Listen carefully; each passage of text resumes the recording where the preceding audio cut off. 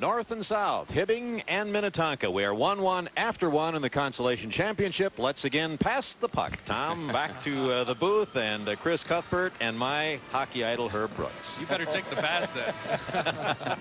Yeah, Ralph is great, isn't he, Chris? He sure is. I'm spying on Herb Brooks' little magic notepad here, and it says Minnetonka troubled DZ. What does that mean? Well, I just think they're having a little trouble in their defensive zone. I think the Hibbing team has been able to forecheck and cause a lot of the turnovers. They're taking the body quite well, allowing the defenseman to pinch down. I just wonder if they can withstand that Hibbing forechecking. So that could be the key going into the second period. It's a 1-1 tie. Dave Jecka has scored for the Skippers, but a nice goal by Pat Moralt, set up by Pete Wallers, has us in a 1-1 tie through 15 minutes of hockey in the Consolation final. As you see the Skippers huddle, and one of the interested onlookers here this afternoon. You know, Chris, we talked, that was a very physical game last night between, Minnetonka and Bemidji. Did it take anything out of this hockey club, this afternoon? I don't know. Well, they also went through that quadruple overtime. But then again, these are youngsters that have been working towards playing in the state tournament. They knew they were going to at least hope they would play in 3 games in 3 days here at the St. Paul Civic Center. That's right. Resiliency, you mentioned, Chris. That resiliency of youth, huh? They bounce back. Boy, to be that age again. Yes, sir. Just to go back about 15 years, we'd be there, right? About 15. About 15. I heard a rumor you played here 30 years ago, but I can't believe it. Just a rumor. That's right. Oh, that's a long time, my gosh. Shots on goal in the first period. Hibbing out shooting Minnetonka 12-7, and we're underway with the second period, and that is Terrell in the corner centering it out in front. It comes back to the point. Hansen's blast is deflected wide. Madsen had it against the side of the net, but Hibbing digs it free. And now Steve Schottler for the Minnetonka Skippers. Good pass up ahead to Jeff Urban. Urban hits the line, but he's working against 3 Blue Jackets and is taken to the boards. Clears it around on the far side. It's kept in by Greg Harrison. Down front to Jim Walsh, the shot, and Hajduk makes the stop. Rebound, and it's knocked into the corner, but look at Jim Walsh fighting for it, along with Schottler, who put it out in front. And now Hibbing comes back, and it's John Schwartz backhanding it to the line, and the Blue Jackets make a line change after that quick start by Minnetonka. Puck cleared in behind the net. Jeff Urban on the prowl, tried the back pass out in front, but it hit the side of the net. Now around on the near side boards. It's Holmner working for it. Puck comes loose. Here's a chance for Schottler, the drive, and it's stopped by Hajduk and goes to the corner. Good opportunity there. And now they hold it for a face-off. There's no question Hibbing has got to keep in check Jeff Urban, Stevie Walsh, and Stevie Schottler. I believe they're the 3 top scorers for Minnetonka in a very tough and competitive conference, Chris. And I haven't seen Hibbing going to any one particular line to check the Walsh line. I think they're just whoever's up's going to take a run at them. That's it. Second period has been a good one for Hibbing in the tournament. They've outscored their opponents 4-0 in the second period. And out they come to center ice. And over the line, offside is the call. As Sean Gostad tried to lead the rush. He's a it's interesting statistics that not too many people keep. The number of turnovers at that blue line and between the blue line and the top of the circle, that really shows some flow and intelligent play, by a hockey club. Nothing worse than to turn that puck over at that little 30-foot piece of ice. Do you keep track of total offsides as a coach? Well, yeah, I look at a little bigger thing, a turnover that goes into the top of the circle. We keep us some stats on that. Okay, here the Blue Jackets coming from the side. That was John Hagen. Kasner in forechecking, and now Hagen goes after the puck once again. Keeps it alive for the Blue Jackets. Kasner had to fight a stick that was down on the ice there, but got it out in front, and now back comes Tom Renard. He's a quick forward for Minnetonka. Good burst of speed. This is Renard working in. Shot hit the goalpost. What a great rush by number 22, Tom Renard. Boy, he just turned that defense and pulled that puck to his forehand, hit the pipe. Excellent efforts by Tommy Renard. Now play called down on the offside at the Minnetonka blue line, but that was just a fine play by Tom Renard, and we get a look at it. See, he put the puck to the outside. He's going to hold a man up, pull it across, quick, hit the pipe. He can go. Great burst. Do you say Renault, the French pronunciation? Renault? Well, Renard is actually French for fox. Oh, he was moving. Now back inside the line come the Blue Jackets. Pete Wallers with the puck. Rich Bryant's out in front. Wallers still has it, feeds it back to Vidmar at the point. Couldn't get a shot away. Now backhands it to the corner. This is the way much of the first period was played, with Hibbing doing a good job of forechecking. Comes back to the point. That's Joe Gaustad. His shot is knocked down, and now maybe a break as Hannes tried to come out of the zone, but he was checked in turn by Gaustad, who comes back. Gaustad loses control of it, and now Minnetonka skates out. That's Jim Wilharm. Wilharm over the line with a good move. Coming in, shooting, and Hajduk just got enough of it, and it rolled just wide of the open corner. There's a shot, and that went off the goalpost as Tony Schmidt rung it off the pipe. The goalkeeper's best friend, those old pipes, Chris. Here's a break the other way. Bryant just rolled it wide. Wide open hockey in front. They score! Finally goes in the net.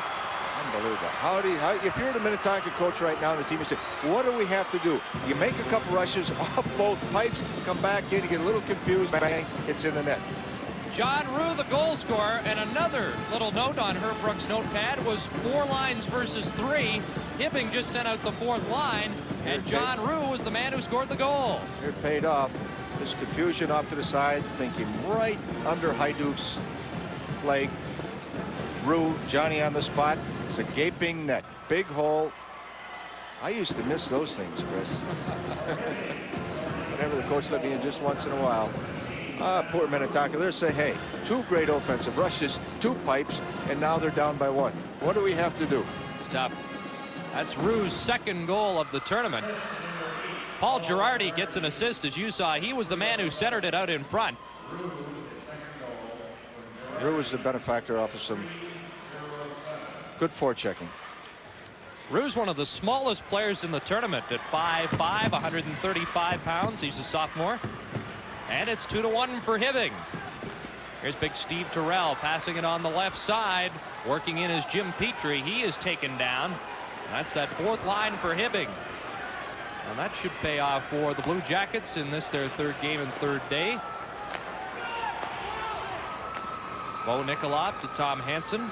And Hansen up ahead to Steve Terrell. Terrell into the center ice zone for Petrie, and he put himself offside. There's a break in the action. We'll be right back with the Minnesota State High School Hockey Tournament.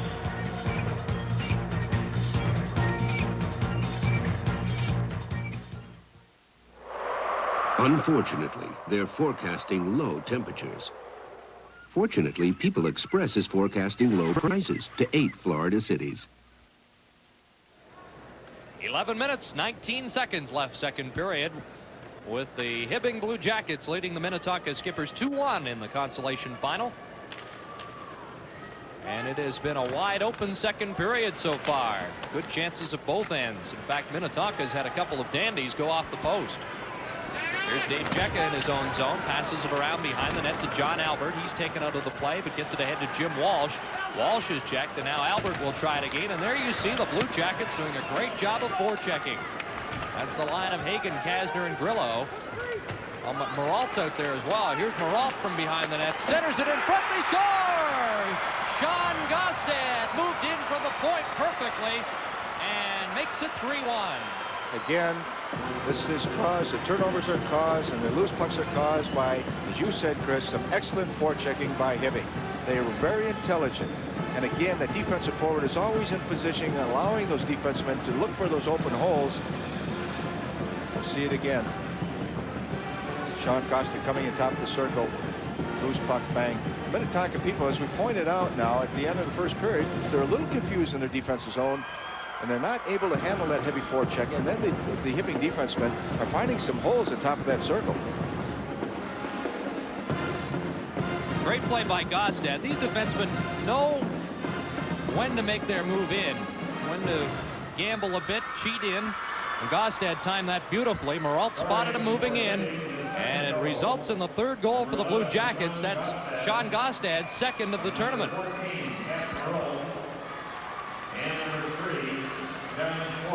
Maralt and Schwartz get assists on the goal as Hibbing builds a 2-goal lead, and back they come in over the line once again.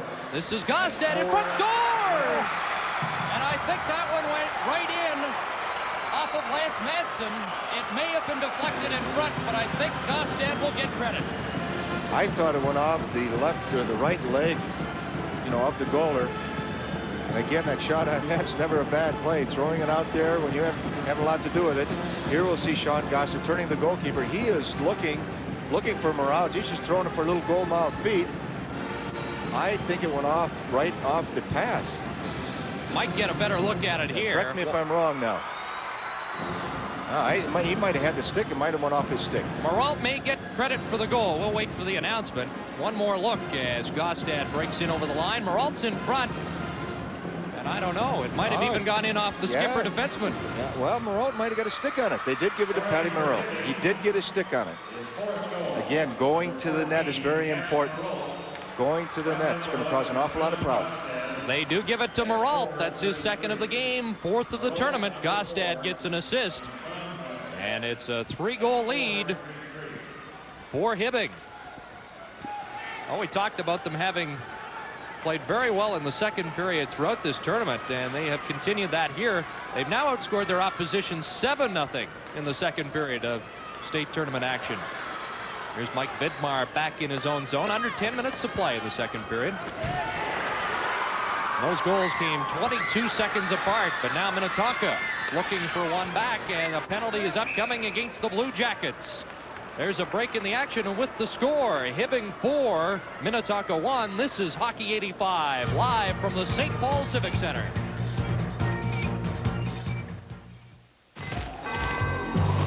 Watch out. It's coming. You're about to get hit with another big heating bill. Afraid of high fuel costs? Dave Lennox has a pulse gas furnace that could cut your winter heating bills almost in half. Attaboy, Dave. Independent Lennox dealers in this area install more energy-efficient gas furnaces than all their competitors combined do. Call Dale Thompson at Sylvander Heating in Red Wing or the heating experts at Golden Valley Heating.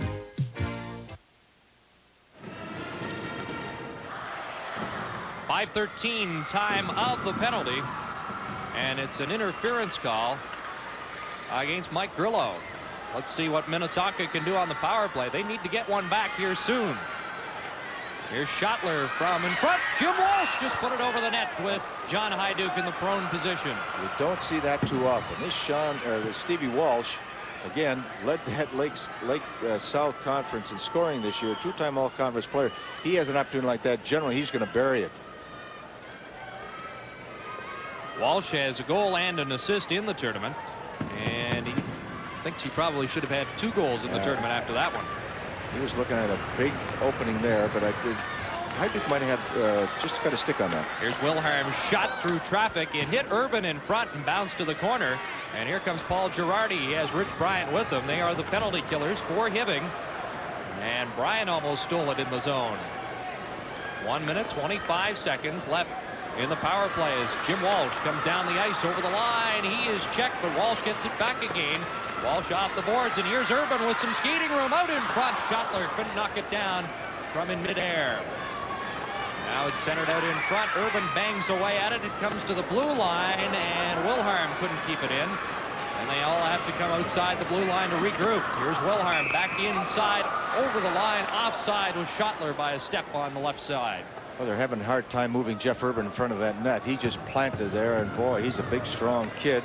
And he's not only tying up one defenseman, but the Minnetonka make a little Hibbing make a little mistake by trying to get in an arm wrestling match with this youngster. You're just not going to move him, and don't worry him the extra defense. You got to keep one free for those loose pucks or whatever is going to happen off that power play. But as you said, Minnetonka needs a goal right now. They've got to get back into this ballgame. They don't want to, be 3 goals down too much longer. 55 seconds left in the power play advantage. John Albert goes back to get the puck. Albert man on the pass. Moralt may steal here. Got a shot on goal, and Madsen had to clear it as Moralt was looking for the hat trick there. Now back comes Walsh to Urban. Urban tries the return pass. It's Walsh in the corner behind the net to Schottler. Out in front Urban, and he couldn't get good wood on it. Now Walsh to Urban again, and his shot is stopped by Hyduke. Good pressure here. Schottler. Schottler behind the goal. Walsh is helping out. Urban's parked in front. Now players sprawl in the corner. They keep it free, though. Here's Schottler out in front, and Hyduke says enough's enough and holds on as Urban is taken heavily into the net. And the net comes off its moorings. And he's a big, strong kid. There's Pat Moralt. What a great forechecking job he did. He almost had a goal at the other end, shorthanded. Yes, he almost stripped Johnny Albert from the puck and put it in. And they've got 15 seconds left. They have to win this draw and get a shot off this thing and get something rather quickly. They've had some opportunities prior to that little outburst of Hibbing's. 8:02 left in the period. 15 seconds in the penalty to Grillo.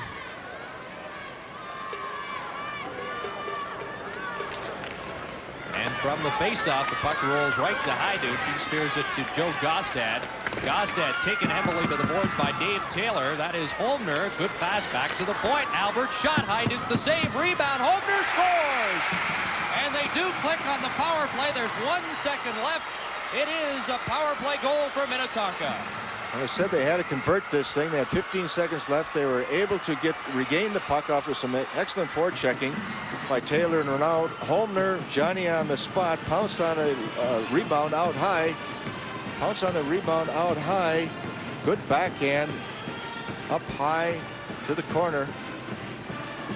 Those Swedes got a touch with that puck, haven't they, Chris? You know, it's funny. I watched Minnetonka in their section final last week, and it didn't take long to be suspicious about whether or not Holmner was a European, because he just plays like a European. Yeah, he's a very crafty player and has all the tools.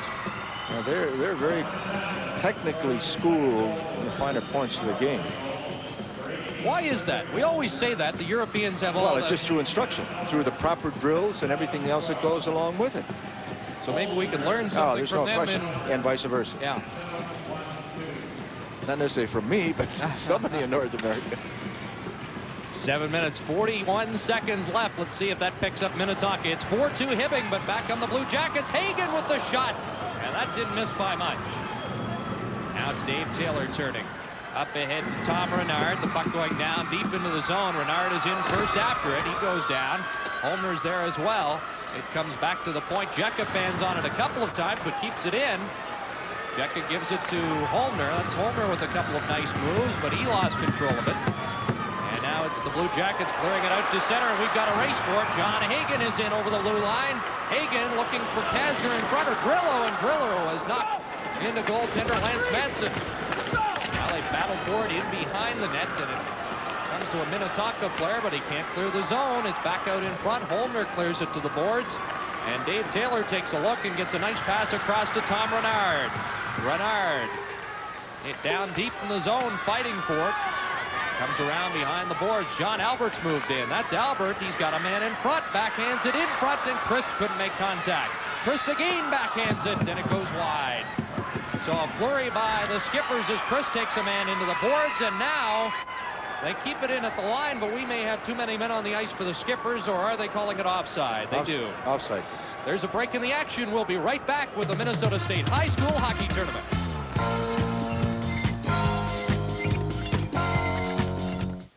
Can the cops use a sexy woman to trap a man into a confession? They did, and he's charged with murder on the next Donahue. Weekdays at 8 on Channel 4.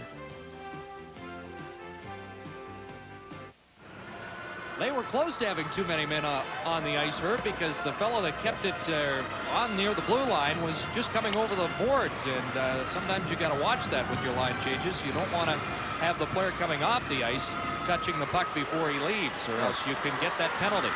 Here they come back in again. Christ with a shot, and that went off the glove of John Hajduk. So Minnetonka is starting to apply the pressure as it comes back to the point. Wilhelm tests Hajduk, who has to make a good toe save. Now Pete Wallers will take over for Hibbing, but he loses control, and all of a sudden it's the Skippers doing the forechecking. Good job here. In behind the net, Hannes centers it out in front. Wilhelm had moved in from his point position, and the puck slid by him out to center. Now here comes the Blue Jackets. It's Vidmar over the line to Wallers. Wallers setting up the shot, puts it out in front. Here's a scoring chance, and a shot on Madsen is stopped and held for a face-off. But the last 5 minutes, Chris, Minnetonka's really picked up the tempo, and I think that where he picked them up is when Tommy Renaud just turned that defenseman and hit the pipe, and then they came right back with another one. But the momentum is swinging right now in Minnetonka's favor, and I think the Renaud, Holmner, and Taylor line are instrumental in this thing. That last goal by Minnetonka was at 7:12. Holmner got credit for the goal, and Albert gets an assist on the play. And for Holmner, his second goal of the tournament. Hockey in the Minnetonka zone. Back to the point it goes. There's a shot right in on Madsen, who holds on for a faceoff. There's a break in the action. We'll be right back with the Minnesota State High School Hockey Tournament.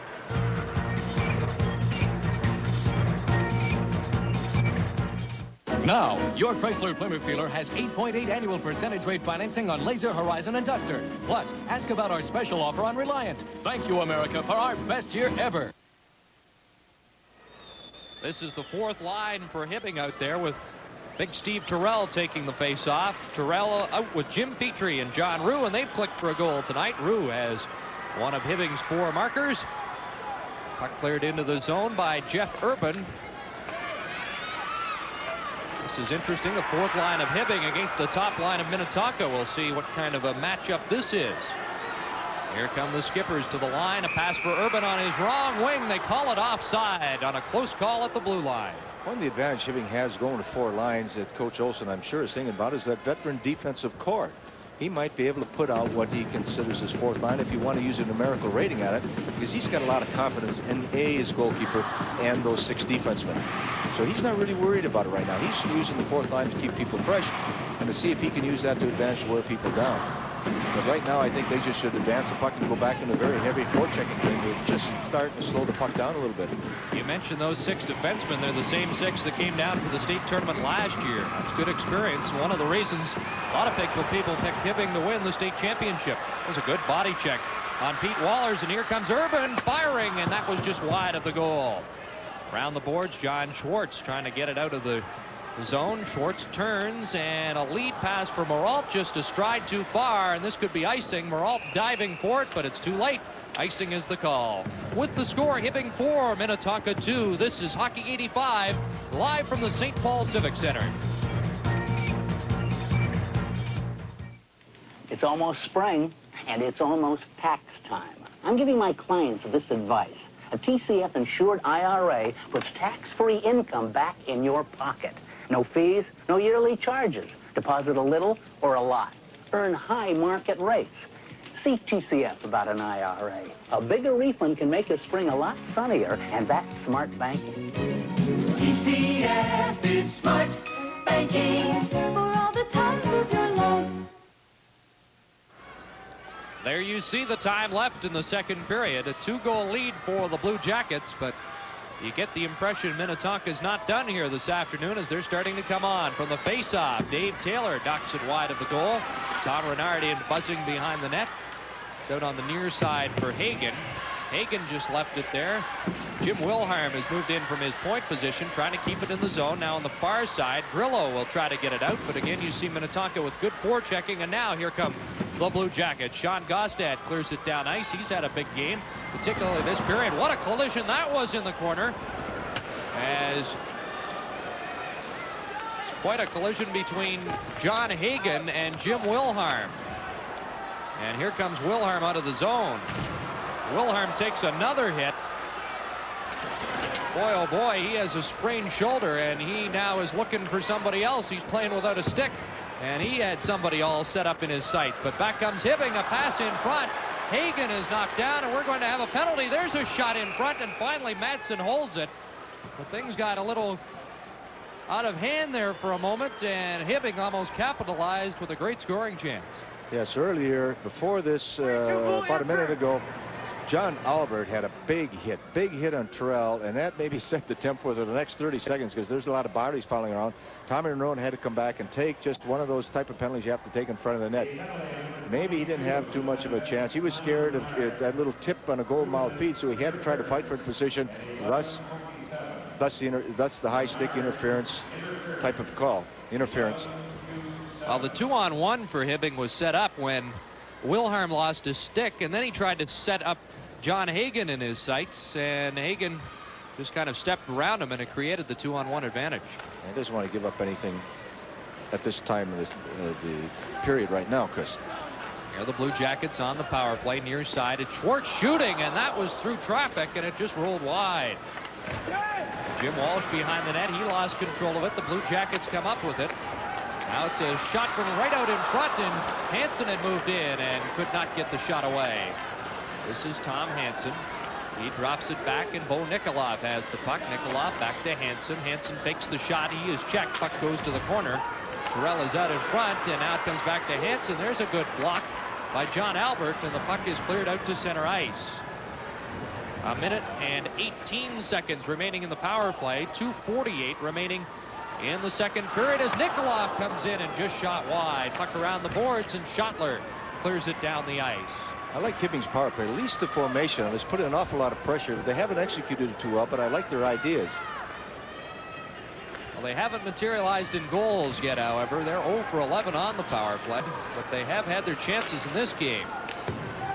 Admiral at the blue line. Drops it back for Nikolov, who loses it, and here comes a break. It's Steve Schottler in alone.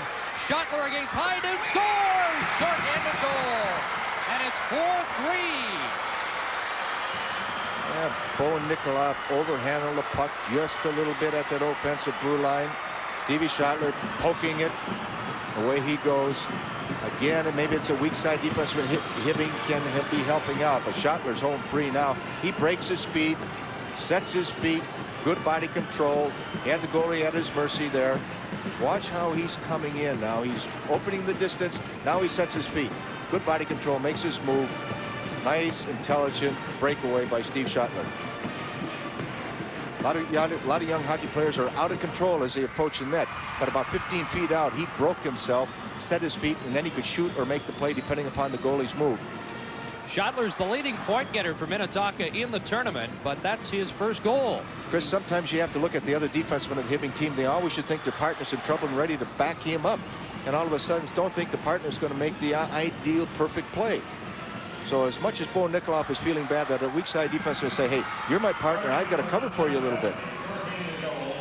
Trouble is that when you're on the power play, sometimes you forget about backing up your defensive partner. You're just thinking about that goal. Oh, sure. There's a big break for Minnetonka to score a shorthanded in the last couple minutes of the period, bringing them in one.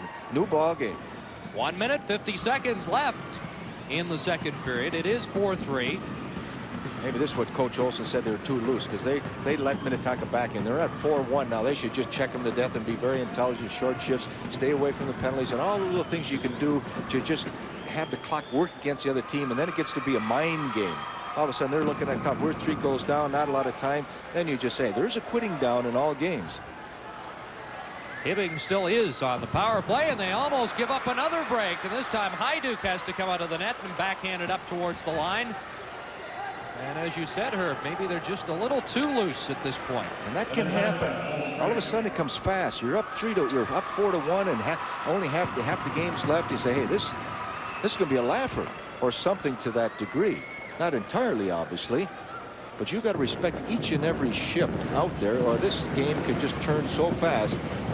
We've all seen a lot of sports turn fast, and this thing can really turn fast. What was the term you called it? The breakdown point? Well, quitting down. It's a football terminology where coaches will measure the performance of A, an individual, B, the team, where they seem to have a psychological breaking point.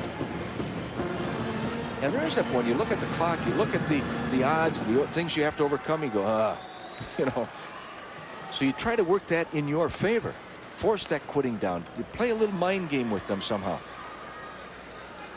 Here comes Hibbing back over the line. That's Grillo behind the net, and he takes a good hit. And right now, Minnetonka playing with a lot more confidence as Albert clears it up to Hannes. Hannes in the center zone.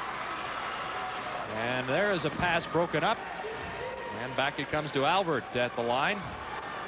His pass across is for Jekka, but Jekka's taken heavily into the boards. There's less than a minute to play in the second period as Hagen tries to knock it out in front, but Jekka intercepts.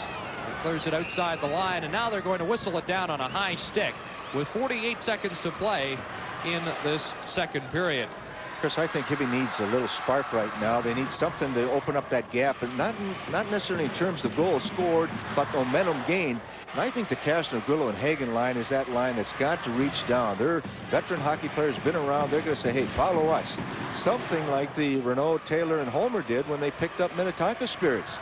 But Hibbing needs a little break. There's got to be an individual, a certain play to get them back into the flow of things. They had it all going their way, and they just let it get away. That's when you see, coaches behind that bench, and all due respect to, colleagues, you want to push and push and push. And almost like you're going to pick up that night and then stick them a little bit. Look for that extra one. When you were talking about quitting, and in this case for Hibbing, they had a 3-goal lead and maybe thought they had the game won. Yeah, that's when you take the extra step. You want to keep opening up the thing. Not necessarily need another goal, but you do things with and without the puck, just with a high level of intensity. There's Minnetonka with the puck in their own zone. They cleared up ahead to Schottler, who has the 4-3 goal, and now a pass on the left wing for Jeff Urban. Urban is checked in the corner by Tom Hansen, and Bo Nikolov has it behind his net. 10 seconds remaining in the period. They don't want to make a mistake now, which could cost them the tying goal. Urban fighting for it, but it comes out, and this is Terrell. A lead pass from Maralt at the horn, and that will do it for period number 2, a period in which it looked like Hibbing was running away and hiding, but Minnetonka stuck with it and came back with a couple of goals of their own. That short-handed marker by Steve Schottler is a big one, and now it is 4-3 for Hibbing after 2 periods, and we may have a repeat of last year's consolation final, that 9-8 setup we had a year ago. It might not be 17 goals, but we might have an overtime thriller as we did a year ago. Herb, it's been an interesting hockey game, that's for sure. I think Coach Olson from Hibbing is going to go back and say, hey, let's just slow this thing down now. Let's get back into the patterns we want. Just don't play indiscriminately. They're running around. They thought they had it all in the bag, and then those couple little things broke it open. And give credit to Minnetonka's spirit and competitiveness, and especially Tommy Renaud making that big pass. Even when it went off the pipe and they come back with another pipe, you could see the whole thing turning. So it's a 1-goal Hibbing lead as we head for the 3rd period. Right now we're headed for sports control. Thanks, guys. Minnetonka coach John Erickson, after the first period, said he was very concerned with his skippers. They were very flat, very tired. He had to really be concerned after the early part of that 2nd period when they fell behind. Yeah, when his team went down 4-1, but fortunately the skippers came back. They get the shorthanded goal. It is 4-3 now after 2, and as he said, we have a dandy. This is Hockey 85, continuing coverage of the 1985 State High School Hockey Tournament.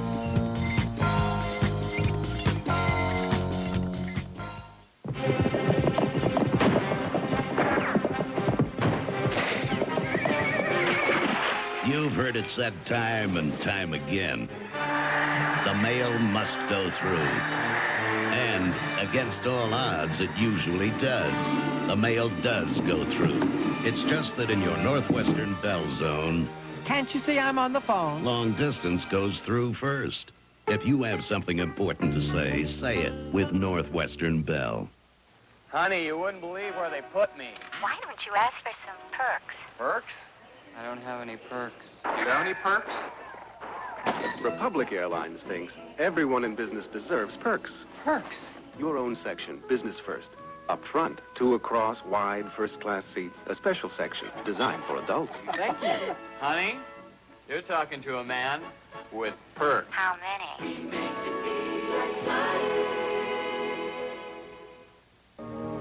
Sleek styling, heart-pounding performance. This is the Performance Lebaro GTS. 0 to 50 Turbo GTS beats BMW 528e. In the slalom, front-wheel drive GTS Premium is first again. Performance seats, advanced electronics, and a 5-year, 50,000-mile protection plan. Lebaro GTS, created to outperform Europe's best. It does, I assure you.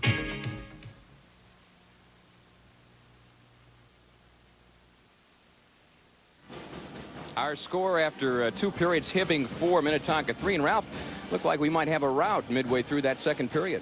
Well, Minnetonka almost scored to take a 2-1 lead, but Hibbing did get a 2-1 lead on a sophomore John Roos scoring. Now this is the 3-1 goal, and the 3rd and 4th goals really came in a hurry. Number 14, Pat Morrall, to defenseman number 11, Sean Gosted, made it 3-1. And then number 11, Sean Gostad, passed right here to Pat. It looks like it goes off of the goaltender's pad and goes in, but that made it 4-1. And then Minnetonka came back as number 18, Frederick Holmner, the foreign exchange student, with a backhand here, swooping it in right there, made it 4-2. Minnetonka scoring. That cut the Hibbing lead to 4-2. And then Minnetonka getting a shorthanded goal, number 9, Steve Schottler, and really in control, as Herb Brooks said, and scoring there to make it 4-3. We haven't talked much about Hibbing goaltender John Hyduke. 9 saves in that period, 2-period total of 15. Lance Madsen only had 3 saves. He's got 14 through 2 periods. I think the secret for Minnetonka might be keep Hibbing on the power play. Still 0 for 11, I believe. You're right. Live from the St. Paul Civic Center, this is continuing coverage of the 1985 State High School Hockey Tournament. So this is the great outdoors, Harry. We've been doing more driving than fishing. Wouldn't it be nice if we had our own cozy cabin right now? A lot of things are possible with a TCF home equity credit line. You'll make sure ahead of time that the money is available when you need it for that perfect lakeside cabin or anything else. That's smart banking. TCF is smart banking for all the times of your life. This week at 4:30, meet a cookie tycoon on PM Magazine. Mrs. Fields is a homemaker with a $60 million cookie kingdom. Then find out if Fallon Carrington has a future on Dynasty. Get a close-up of Bob Hope, a national treasure at 81, and learn how you can receive tickets to the PM Magazine WLOL premiere of Baby, Secret of the Lost Legend. This week on PM Magazine at 4:30 on Channel 4. The famine in Africa is one of the greatest human tragedies of our time. What is the future going to be for them? These are my people who are suffering, and I cannot do anything about it. I'm Pat Miles. After spending 3 weeks in the Sudan, seeing the pain, the suffering, the dying, we have their story to tell. A Time to Weep, a Moore report on the famine and suffering in Africa. Sunday, March 17th at 9 on Channel 4. One of the names you see an awful lot on the ice today is Christian, as in hockey stick. For years, Christian Brother hockey sticks have made hockey history, and they're made right here in Minnesota. It's no wonder Hockeytown, USA is the name attributed to Warroad, Minnesota. From one end to the other, this town boasts hundreds of serious hockey fans and a number of famous hockey names. But there's one local name that really sticks out. In fact, you'll see it on just about every hockey stick in town, and the country for that matter. The name is Christian, and if you know hockey, it's a name you can't forget. Here at the Christian Brothers Hockey Stick Factory, making sticks is a family affair. Brothers Roger and Bill Christian supervise the daily operation based on the slogan, Hockey Sticks by Hockey Players. I think it's a fitting slogan because my brother Roger and I we're in the plant all the time, and we oversee just about every stick that goes through here.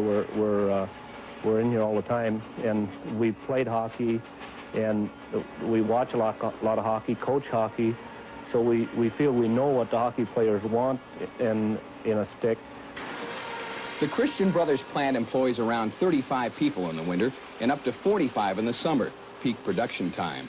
About 3,000 sticks are made here every day, enough to meet the demands of youth, high school, college, and pro players from around the world. That means 800,000 sticks leave this factory every year, all with the same guarantee and all made by the same process. The sticks are cut first, shaved and tested for size and durability. It's crucial for every part of the stick to meet regulation guidelines and, in some cases, additional customer specifications. The first step to assembling the stick comes when the point for the blade is glued on. This union provides support for the blade. After that, another piece, this one slatted for blade insertion, is also glued onto the point to assure strength. The stick then stays secured in a vise for 1 hour. Now for the blade. The blade is also cut to strict specifications, attached and sanded down. Then comes the tricky part. Because the curve in a hockey stick is very important, special care is taken to achieve the correct angle. This is done by either steaming and bending the wood or sanding by machine. Both are reliable and take a cautious eye. A recent revelation to the hockey stick industry is the increased use of fiberglass as a strengthening agent. Although every hockey stick must legally be able to break, fiberglass makes it last just a little longer. From here, the stick goes into the final stages of production.